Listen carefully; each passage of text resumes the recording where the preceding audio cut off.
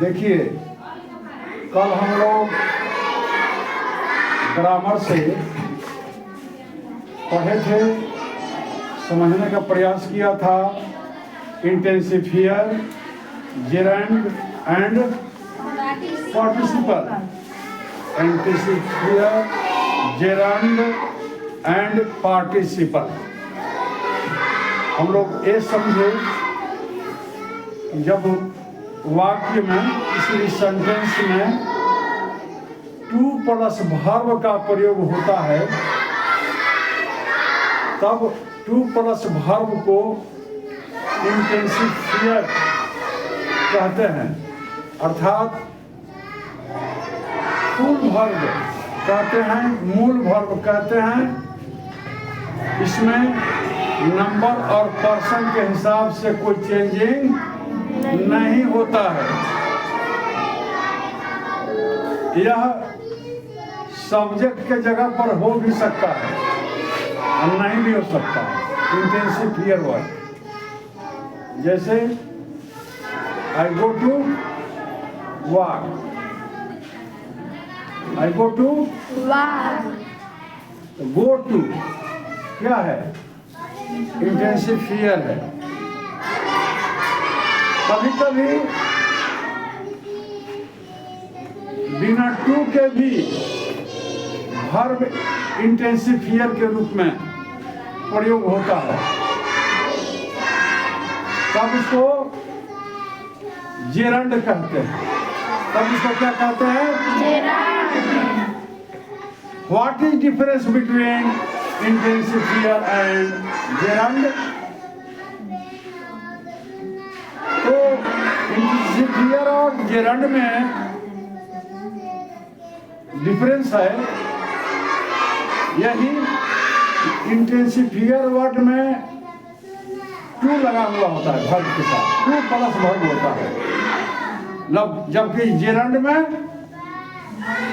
Without to रहता है verb, उसमें टू नहीं लगा हुआ होता है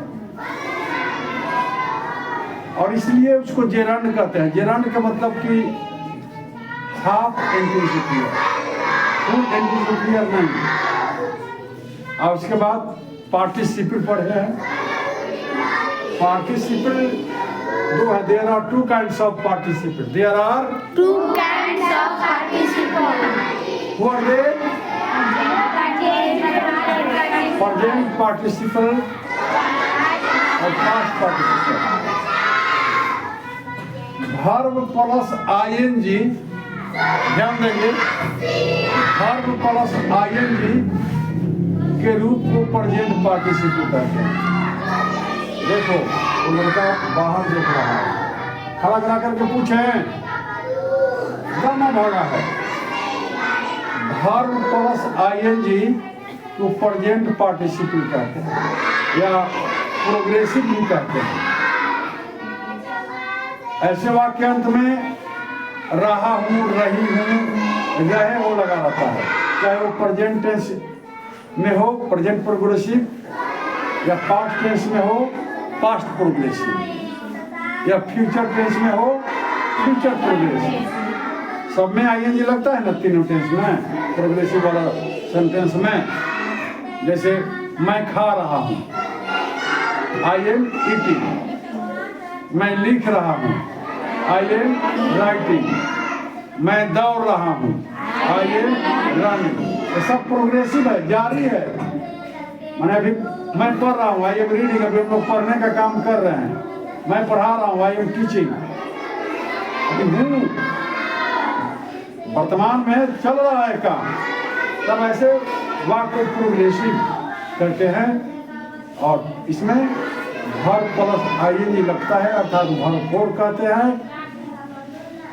ये प्रेजेंट प्रोग्रेसिव हो गया। पास्ट में भी प्रेजेंट प्रोग्रेसिव होता है, जैसे मैं खा रहा था, खाते थी हो गया, मैं खा रहा था तो आई वाज ईटिंग।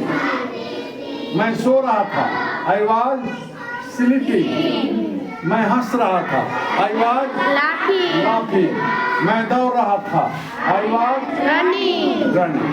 तो देख रहे हैं, इसमें भी वर्ब थोड़ा सा ये लगा हुआ है, था थे थी में भी, माने पास्ट टेंस के पास्ट प्रोग्रेसिव में। इसी तरह से फ्यूचर में मैं खाता रहूंगा, आई शैल बी ईटिंग। शैल, अब शैल भी लग गया ना, अब गागे की है तो शैल भी लगेगा सब्जेक्ट के हिसाब से,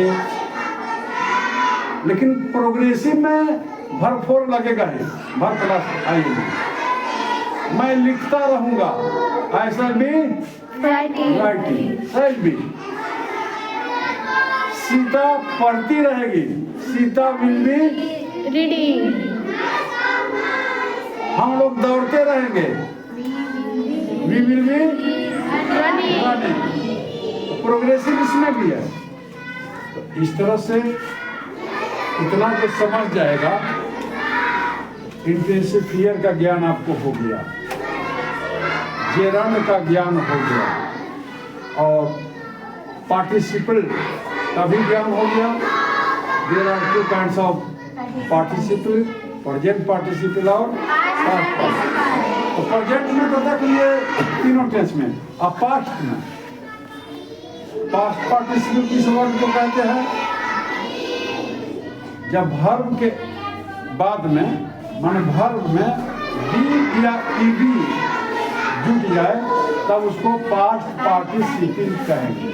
पास्ट पार्टिसिपल का रूप हो जाएगा वो वर्ब का। किस वर्ब का? जिसमें बोथ बी चाहे ईडी जुट जाए। परफेक्ट में इसका उपयोग करते हैं, है ना? जैसे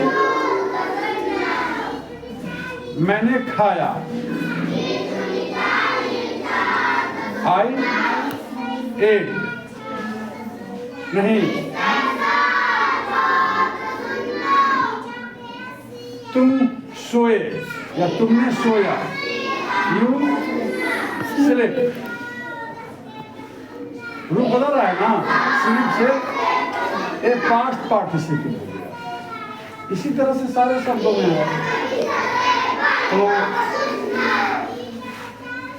हम लोग इस निष्कर्ष पर पहुंचे, इंटेंसिव फियर में जेरंड को समझने के लिए और पास्ट पार्टिसिपल को समझने के लिए।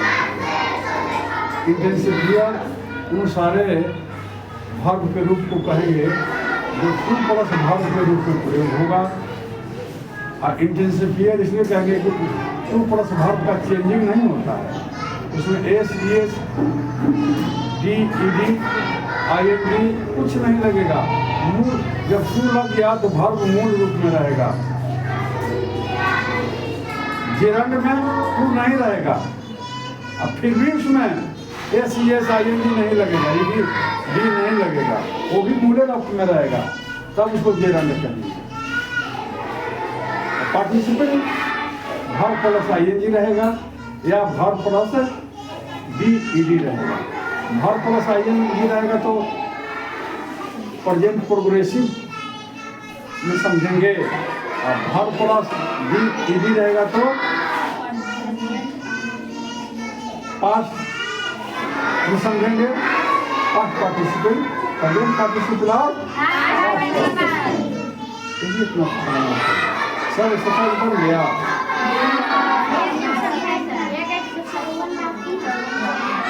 तो इसको बना लेंगे, आज हम थोड़ा आगे बढ़ेंगे।